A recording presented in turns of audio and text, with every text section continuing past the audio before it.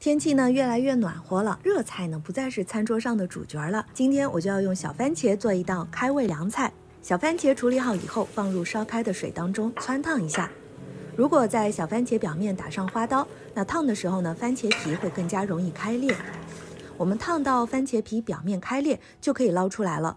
注意哦，也不能烫很久，否则会影响口感的。接着就撕掉番茄皮备用。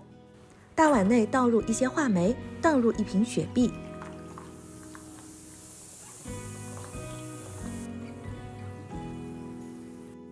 再加入2片柠檬增加香味，随后就将去过皮的小番茄倒入雪碧当中浸泡，稍微搅拌一下。